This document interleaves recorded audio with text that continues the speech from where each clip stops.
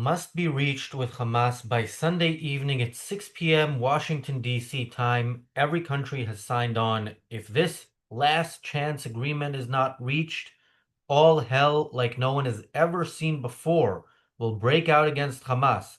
There will be peace in the Middle East one way or the other. Thank you for your attention to this matter, President Donald J. Trump. That was a post on Trump's Truth Social.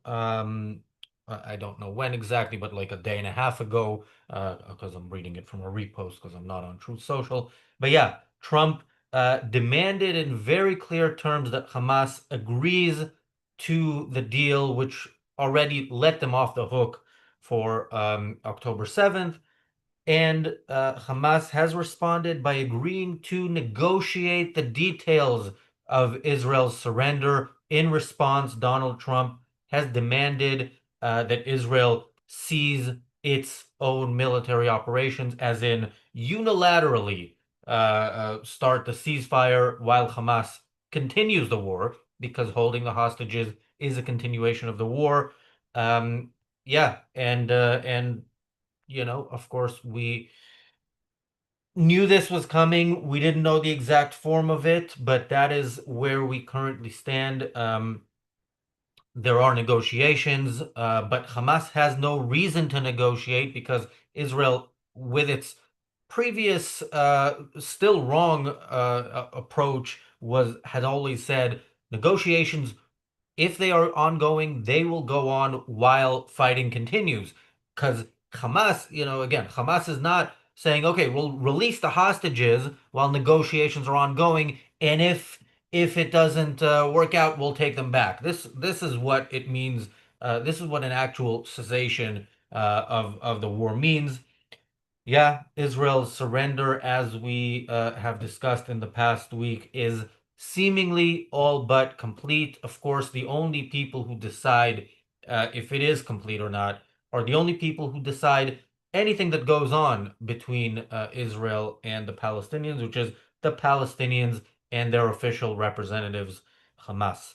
Welcome to the Daily Objective. I'm Razi Ginsburg, joined by Daniel Kraus. Daniel.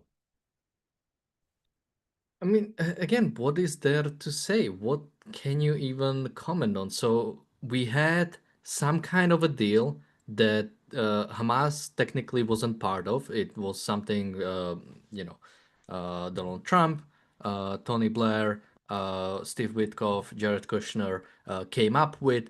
Netanyahu signed onto it. They've sent it to and surrounding countries that mentioned, I think, like Egypt, Qatar, Saudi Arabia have signed on to this potentially. And yeah, then Trump says you need to sign this, or there will be hell to pay. There will be hell to pay, or whatever the phrase was this time. And afterwards, Hamas says, "Well, yes, no, whatever, we'll figure it out. Let's negotiate." And Trump is like, "Wow, that's basically full on signing." So let's. I mean, another post from or another truth as they shall be referred to from Truth Social from Trump was based on the statement just issued by Hamas, I believe they are ready for lasting peace, capitalized. Israel must immediately stop the bombing of Gaza so that we can get the hostages out safely and quickly. Right now, it's far too dangerous to do that. We are already in discussions on details to be worked out. This is not about Gaza alone. This is about long sought peace in the Middle East. Again, capitalized. And this is like I don't even know if this is coming from his head or if he's actually repeating Hamas because Hamas said the exact same thing. It's like, yeah, well, we will release, and I think they've officially stated we will release all the hostages, but it's dangerous fighting, so we cannot do it right now. So simply give us, once IDF pulls out, we will give up the hostages. Again, in the peace itself, in the plan that Netanyahu and Trump demanded of Hamas, it is written that once the peace is accepted, in 72 hours, hostages will be released. This, now, I think from the start that idea is kind of hard to pull off in 3 days, basically get all the hostages, since some of them are held by Palestinian Islamic Jihad. But let alone, that is what Trump demanded. And now Trump is coming, oh, something I've said earlier today, whatever, doesn't matter. I mean, what kind of a deal, even if we were going to have some sort of a deal, what does it mean when it's not even accepted and we're already negotiating over it?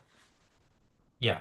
Yeah, and again, it's not accepted, but the demand is that Israel, do its part of that deal, while Hamas is under no obligation to do that because they've given Trump words. And by the way, the words are not that they want peace. They've never ever said they want peace. What they always say is what they want is to exterminate the Jews and eliminate the state of Israel. So, there is no pretense on Hamas's part. The pretense is by Trump on their behalf.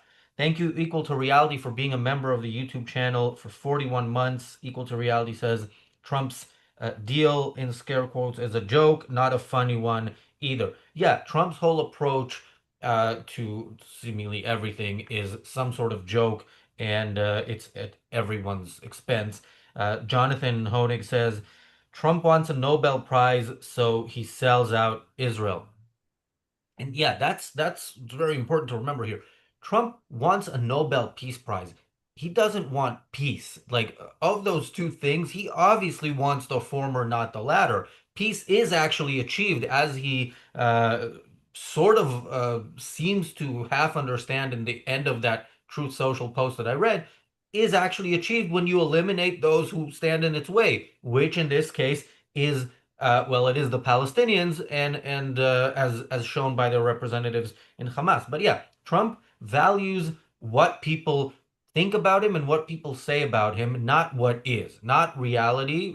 This is if you haven't read Ayn Rand, you absolutely should, and specifically, where she explains the difference between the primacy of consciousness and the primacy of existence. Trump, he if he had read Rand, it seems that he almost consciously chooses primacy of consciousness. It truly is amazing that this is where we are.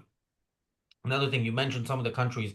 It's it's a good idea to look at the countries that signed on to this deal, because those are countries who do not recognize the state of Israel, have also dedicated, maybe not full time as the Palestinians do, but certainly part time, dedicated their efforts and their resources since the creation of the state of Israel to its elimination and to exterminating its people. So this reminds me of something like 20 years ago. There was the Saudi initiative, the Saudi peace initiative, which the Israeli left said, oh, look, there's this Saudi initiative. All the countries signed on to it. It was more than 20 years ago, I remember, because I remember Saddam Hussein was still the leader of Iraq, and he signed on to it.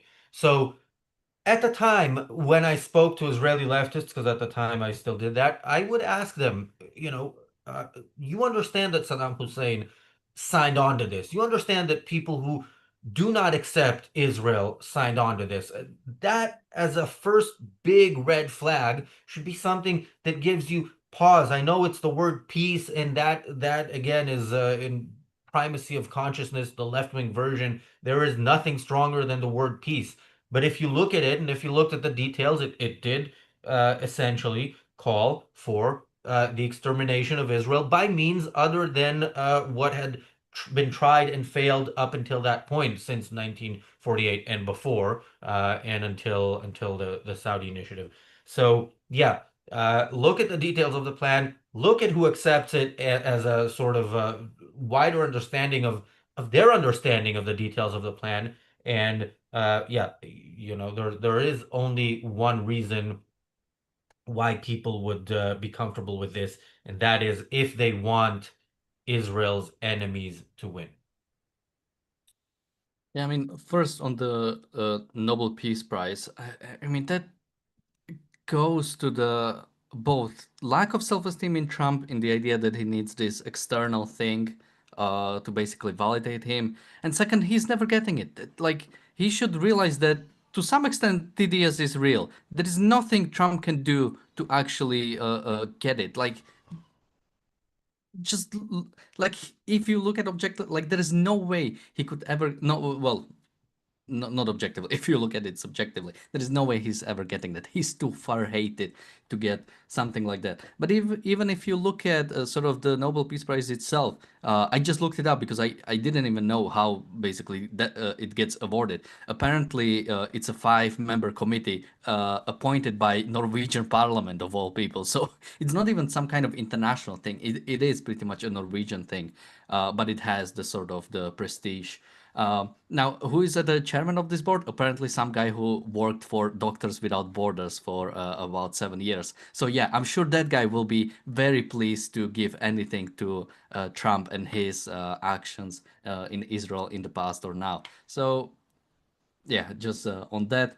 Separately, again, this is not a peace proposal. This is not a peace plan. Hamas knows it. They do not talk about it in that way. What is it for them? For them, it's prisoner exchange. I mean, look at what they said. After thorough review, the following response was convened to the mediators. Hamas appreciates the Arab, Islamic, and international efforts, as well as those of US President Donald Trump, calling for an end to the war in the Gaza Strip, a prisoner exchange, the immediate entry of humanitarian aid, the rejection of the occupation of Gaza Strip, and the displacement of our Palestinian people from it. So, what is the view of Hamas on this? Okay, we're getting our terrorists back, so that's good. We end of war in Gaza because we're losing it, so that's good. Entry of humanitarian aid because we need to steal a bit more, so this is good. Rejection of occupation in Gaza because we want to stay in power, and no displacement of Palestinian people because we need people here to continue be a thorn in the heel of the Israeli state. So yeah, they are not good faith actors. I know, shocker. Yeah, Deborah mentions what I was going to say. She says, so Trump might get a Nobel from Jew-hating Norway by selling Israel down the river. Yeah, I'm absolutely not certain that Trump can't get a Nobel Peace Prize. I think it's an uphill battle for him. But look, Trump prides himself on, again, uh, what people say about him and on being a negotiator. And absolutely, I think if evil people see a way into look, yesterday on the reality show we talked about this Muslim Brotherhood guy who was talking about how they are influencing the people around Trump and therefore Trump. So it's not that they actually agree with Trump on anything. It's difficult to know where Trump stands, so it's difficult to agree or disagree with him. But they certainly hate America, and they're as anti-American as can be. And this is why they're shills like Tucker Carlson, who we talked about yesterday, are now they have them promoting Sharia law because they want to undermine everything America is about. I think certainly if the Nobel Peace Prize committee is manned by people who are similar in their views to the Norwegian government, I absolutely would not put it past them to say, look, if you sell out Israel to at least this extent, that will earn you a peace prize. Remember, Israeli Prime Minister Yitzhak Rabin, Israeli Foreign Minister at the time, Shimon Peres, and uh, chief terrorist Yasser Arafat got a Nobel Peace Prize because Arafat had uh, terrorized and killed enough civilians to have earned it, and the Israeli leadership had accepted and welcomed him with open arms and armed his people and brought them in to Judea and Samaria on the west bank of the Jordan River. So that was approved by. So yeah, you never know. Maybe Trump will arm Hamas and get a Nobel Peace Prize. I don't know, and I wouldn't rule it out. Paul says Hitler was nominated for a Nobel Peace Prize in 1939. Look, I don't remember what the nomination process is, but it's not complicated. I think anybody can be nominated, right? Just quickly, because I know of that one. Apparently, it was a sort of satire commendation because who was actually nominated for the year? You might be able to guess. Neville Chamberlain. So it was basically a nomination as if, well, if Neville Chamberlain is getting, might as well give it to Adolf Hitler. Basically, it was making fun of that rather than a serious Yeah, and nomination. and and Neville Chamberlain is certainly along the lines of who you would expect to win those prizes. So yeah, wanting that prize is there are several layers of primacy of consciousness there. Its prestige is not earned objectively. It's earned because enough people say this has prestige.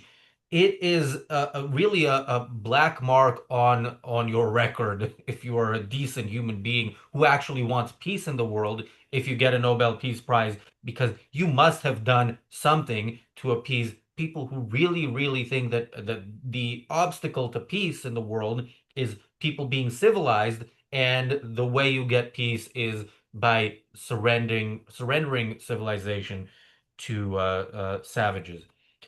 Thank Yeah, you, I mean, Jonathan, for the super just chat. quickly on the sort of like Adolf Hitler recommendation.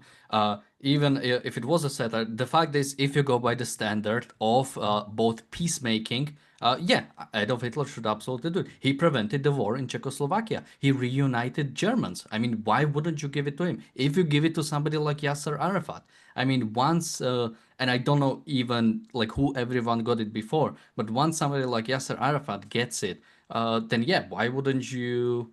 I mean, again, what is the standard? Like, if Putin makes peace with Ukraine, takes, keeps Crimea, keeps Donetsk and Luhansk, keeps Zaporizhia, but commits to peace, will he get a Nobel Peace Prize because he ended the war? I mean, what kind of standard is that? The focus on peace instead of what is correct, or has justice been done, or something that actually makes long-term peace, like freedom, like capitalism, like sort of strong nations that end evil whenever it appears.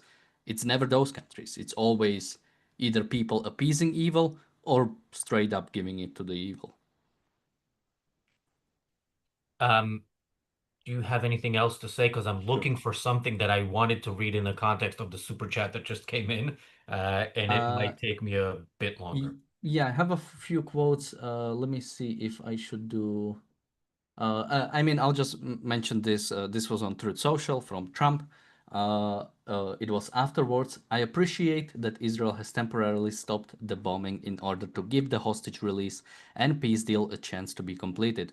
Hamas must move quickly, or else all bets will be off. I will not tolerate delay, which many think will happen, or any outcome where Gaza poses a threat again. Let's get this done fast. Everyone will be treated fairly. And this is another thing I don't understand. What is this kind of like urgency? Like, why is Trump doing this? Like, it has to be done. Within 2 days, we need to have an answer. Within 3 days, this needs to happen. When, one, you don't stand behind it, you never actually stand behind the arbitrary timing you always give.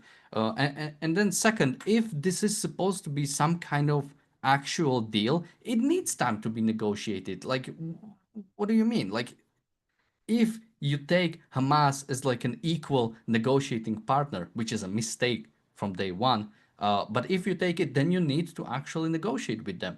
Like, you cannot both have that you try to impose something on them. We kind of act like we are imposing on them, but we are not. We're basically we're waiting for them to impose negotiations on us, and then we act like as if we are the tough ones here.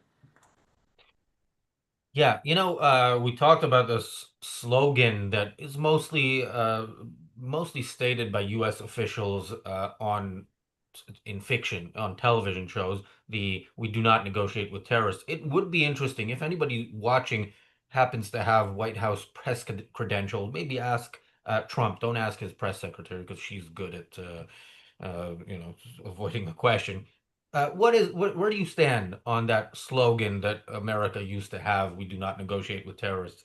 Um, because if we are to judge by his policies and certainly the policies of his predecessors, he seems to think it's antiquated. Our most dedicated Oh, troll in the just chat. quickly. Yeah. Now this is from ChatGPT because I was just interested about this. Apparently, it originated with Jimmy Carter, so maybe this phrase was doomed from the start. The "we don't negotiate with terrorists." Yeah. Yeah. Well, Jimmy Carter also refused to fight them. So, yeah, we don't negotiate could be we just surrender straight up. Our most dedicated troll in the chat says, not a Hitler fan, but thanks. Thank you, Bull Moose, for the super chat. Bull Moose says, so the Nobel Prize should be viewed for the achievement of cowardice and or supporting murder. Why doesn't anyone notice that? There's a difference between what people notice and what people say and what they acknowledge and where they actually stand. This is a big problem that I have and we repeat often with ideas like Hasbara, the idea that people just don't understand what exactly is going on. They understand full well what's going on. They know that the pro-Palestinians out there on the streets know that what they're supporting is what they saw on October 7th. They may cover it up with all sorts of words that make people who expect honesty from everybody to go, oh no, let me explain to you exactly what Israel is doing and why this doesn't qualify as genocide, rather than saying the only thing you should say to such people is, which is fuck you and move on. But I want to show the Metropolitan Police here in London. There's an email they sent to an organization called Defend Our Juries, or a letter they sent regarding a protest that was planned today in support of the terrorist organization Palestine Action. I'm not going to read the whole thing because it's long, but dear Defend Our Juries, on Saturday you are planning an event in Trafalgar Square and seeking over 1,500 attendees to attend and demonstrate support for a proscribed organization. This event requires a significant policing plan. Following the horrific and tragic events that have taken place in Manchester this morning, the details of which are still developing, the Met is stepping up its uh, reassurance and protective security operation across the capital, with a particular focus on London's Jewish and Muslim communities. However, as you know, your previous large-scale events and other concurrent protests place a significant pressure on policing and draw officers away from the communities they serve to be in central London. This means less neighborhood and response officers in the community and less officers focusing on serious crime. Anyway, this goes on, and at some point they say, this weekend we ask you to consider pausing your activity and postponing it for another weekend. This is a protest in support of terrorists whose goal is to kill all the Jews. The police is actively taking part in their pretense that that is not their goal in requesting that they do not do this in order for the police to be able to protect the Jews and the Muslims from, I don't know what they're protecting the Muslims from, but I know what they'd be protecting the Jews from. You are literally telling them what you are doing is working because Jews will be less safe while you do this, as well as overall. Um, yeah, this goes back to, if you don't identify the enemy, you will never win. Israel, Netanyahu on October 7th, 2023, spoke in front of the camera and said that our enemy is Hamas. We will defeat Hamas. And of course, they haven't defeated Hamas because the Palestinian people are Hamas. And his refusal to acknowledge that means the war cannot be won. And the Metropolitan Police's refusal to acknowledge that people who support terrorism against Jews want Jews to die will result in Jews dying because these people will succeed in killing them. And I'll repeat what I've said yesterday and the day before. If Keir Starmer also echoed this and asked them nicely in a tweet not to protest, because that's what a leader does. And yeah, again, if they wanted to prevent or to fight against terrorism, they would not send police to Jewish communities. They would send them to Muslim communities. They would not send them to mosques, to synagogues. They would send them to mosques. they would send them to where the terrorists are and where the terrorists come from, not to some of the targets of where the terrorists are going. Thank you, Bonnie, for the super chat. Yeah, I mean, what do you want? Metropolitan Police budget is tight. Some guys said fuck Palestine on X. They needed to check those out. They do not have the resources to go after this. Or no, not even go after this, to basically make sure not crazy stuff is happening. When we say Action Palestine, Palestine Action, which one is it? Palestine Action. When we say they're a terrorist organization, now I'm feeling like it's the boy who cried wolf. We are not like exaggerating. We are not trying to make some point of like they use the tactics. No, the Parliament of the Great Britain proscribed them as a terrorist organization. This is not something we made up. They should do something about it. If there is a protest in support of that group, that shouldn't be happening. When it comes to proscribed terrorist organization, you cannot be a member of them, you cannot support them financially, and you cannot even. I don't think you should be able to protest for them. So what is this weird? Like this is basically Trump in it. Like Keir Starmer is acting like Trump, like acting tough. Oh, we will proscribe this as a terrorist organization, but we won't actually do anything about it. We'll just put them on a list and then we'll leave it there. It's the same like we don't negotiate with terrorists. It's like, okay, we consider Hamas a terrorist organization, but let's consider if let's negotiate with them. Let's see what role can they play in the future of Gaza. I mean, it's ridiculous. Yeah, and remember, Palestine Action was prescribed a terrorist organization after they attacked this country's military. Like, it's not that they protested a bit worse than the others, but if, again, back to if you want to prevent terrorist attacks from happening, you look into the people who support terrorism. Yeah, they should expand it beyond Palestine Action. Certainly expand looking into who you're going to look into. And of course, it's mosques, of course, it's Muslim communities, but it is the pro-Palestinian movement as a whole. Like those are people who may very well act on their views. Some might not. It could be that, if I walk, down the street with a t-shirt with an Israeli flag on it, some people with a PLO flag will just shout Free Palestine at me and not actually try to kill me. Others will try to kill me. There's no doubt. And so it will be among those communities that terrorism comes from. But remember, the terrorist in Manchester, there was nothing about him individually that suggested that previously that was enough for the police to look into him. There was nothing about his dad that was enough. His dad just went online and said, "Oh, look, great, Jews being massacred. This will continue until the last Jew is massacred." This was not his exact word, but it was the spirit of what he posted on October 7th. And this guy was out on bail having been arrested for rape. So that just gives you the terrorist who then decided, he's not going to continue with his trial and just take this exit strategy. So yeah, remember, this is much of this is preventable. Much of what is happening is preventable, but you need to acknowledge where it's coming from and then act ahead of time, and that's how you prevent it. Otherwise, just write in advance all your condolences because you will need to repeat them again and again until there are no more Jews left to kill.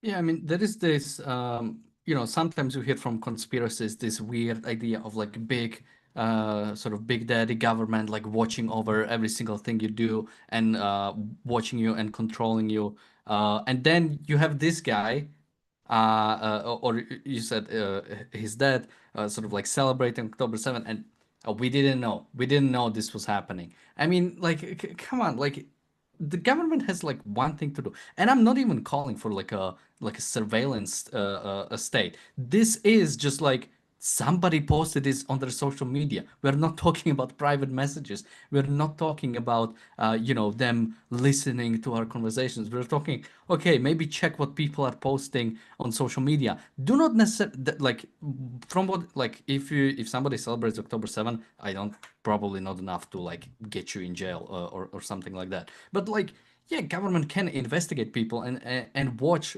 Okay, will especially if we know that certain kind of that certain kind of people, I don't mean skin color, certain kind of people in terms of rhetoric or how they are talking about certain ideas, whatever, that they might do something like this. It's one role of government is actually to protect people from violence, or ideally to prevent it. That's when you get a star as a government. But no, it's monitoring. Yeah, the government does monitor what people post on social media, but in the worst way possible.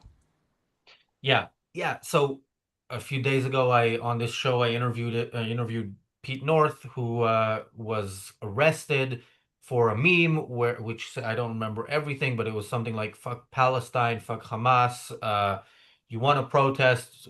Fuck off to a Muslim country and protest. And he wasn't arrested for dropping the F-bomb too many times, which also should not be a crime. And he was arrested for saying something that is offensive to some people. I'm not saying that this person should have been arrested for what he posted on October 7th. I'm saying if you are a supporter of mass murder, there is a chance, there is a reason to look into you. There is, as I will repeat the example I gave a couple days ago of NAMBLA, the North American Man-Boy Love Association in the U.S., which advocates for legalizing relationships between grown men and young boys.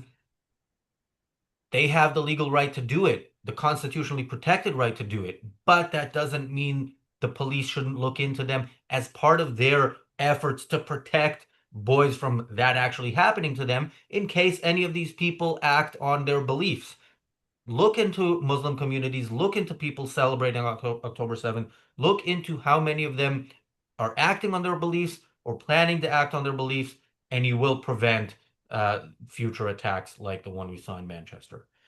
Yeah, just quickly about sort of what people are getting arrested, because I know some people are saying, like, when people are mean. Specifically, the law I think goes to 1986.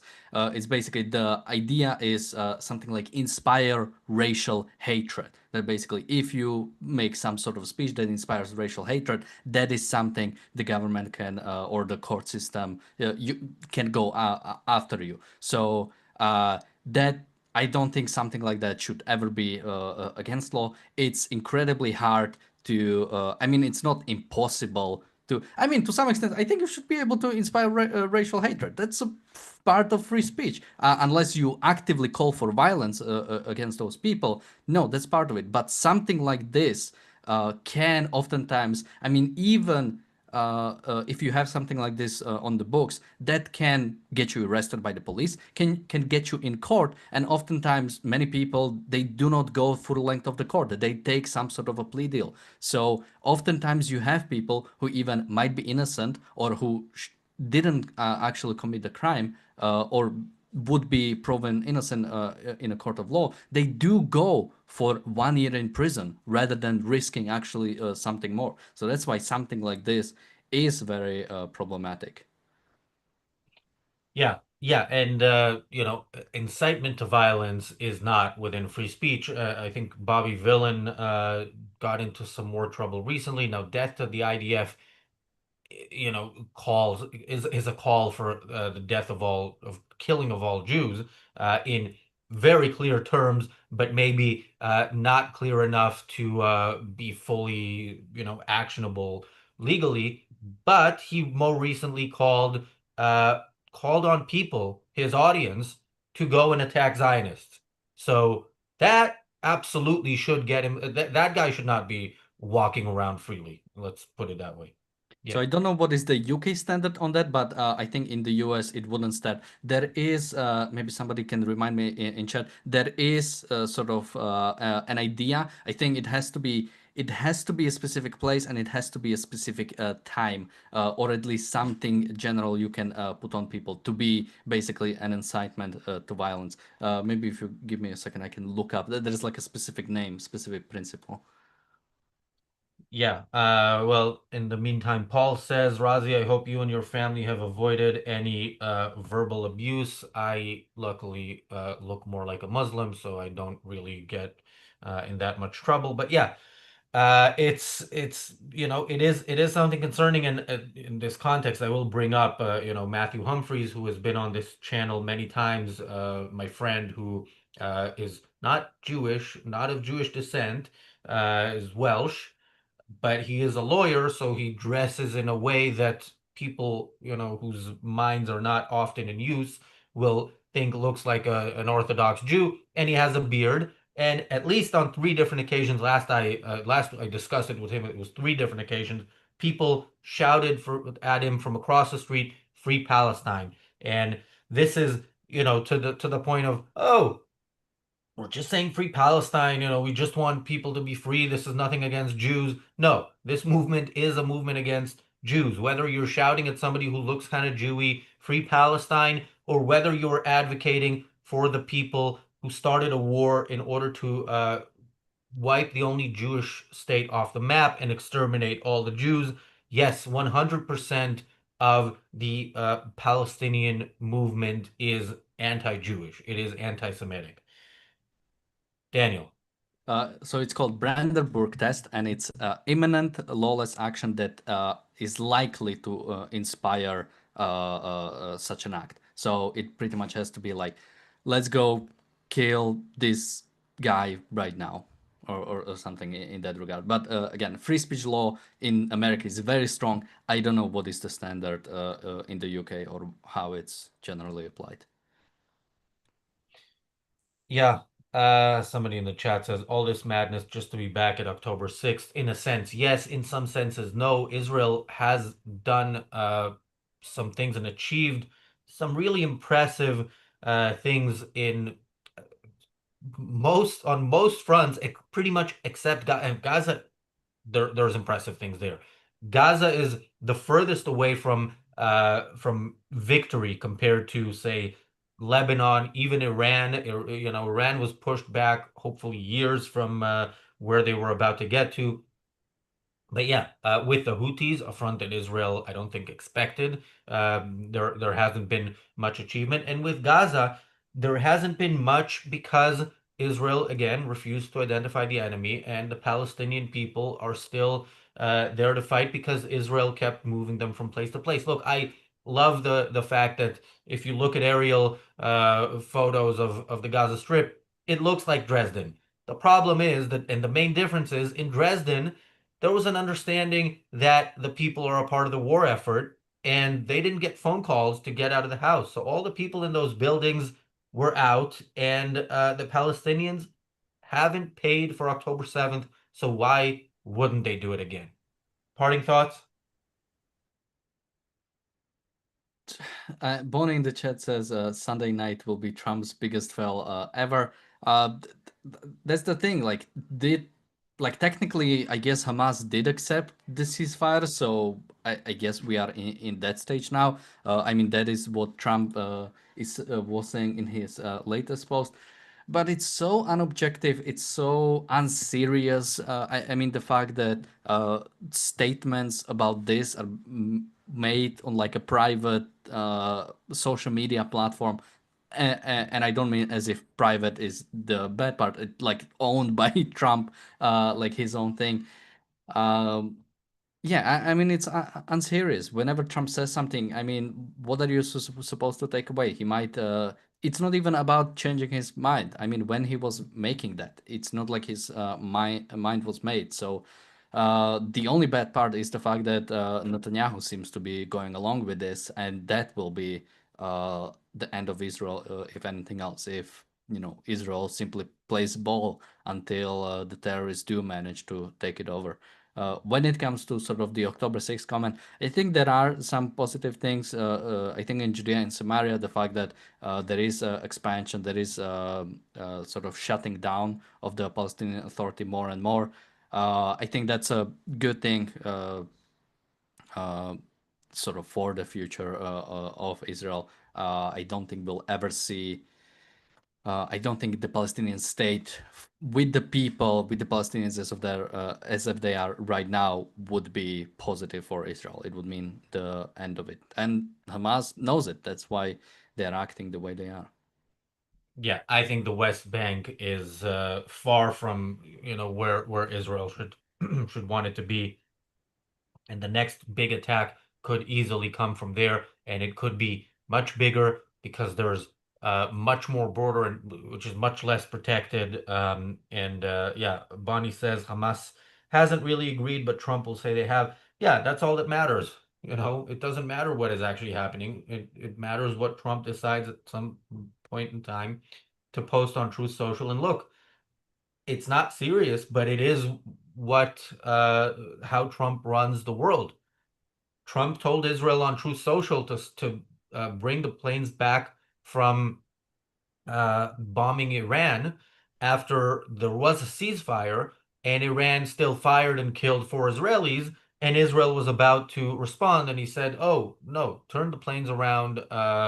And something like, "I'm upset with both sides, but mostly Israel," before Israel had responded to the killing of four of its citizens.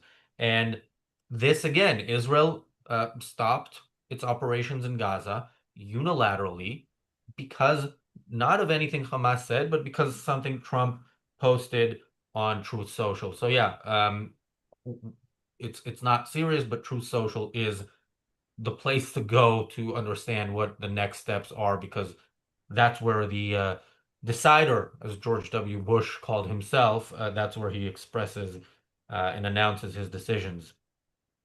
On October 7th, this year, in 3 days, there is no episode of the reality show. The Daily Objective will go for longer than usual, probably around the time of both shows combined. It'll be Raka and me, and we are going to be discussing the past 2 years. We're going to be discussing both the war, the cultural fallout. We're going to be looking at some of what we said back in October, not Raka because he wasn't on, but what I said mostly October 7th, 8th, 9th, when we did the episode Why Israel Can't Win, and upset many people. And unfortunately, we're right. And yeah, make sure you tune in. That's going to be a uh, difficult but important episode to do, and something that I think is definitely needed for those of us on the channel who have to look into this stuff every day and spend many hours of work that I think is very important. Uh, but not necessarily good for the soul. Something that is good for the soul is the Irreplaceable Spark conference happening on the 25th and 26th of October, with really the some of the most inspiring people on the planet. I'm not overselling it here. And some of whom you know from the channel, some of whom you've never heard of and really should and will be impressed when you do. One of them is Jim Brown, who is going to be also on tomorrow's episode of the Sunday Spark with Jonathan Hoenig, another one of the speakers, the first of the speakers in the first ever Irreplaceable Spark Conference, Saturday, Sunday, October 25th, 26th, Orange County, California, across the street from the airport. Tickets available, objectivism.co.uk. I hope to see you there. Thanks, Daniel. Thanks, everybody, for watching. We'll see you back here tomorrow.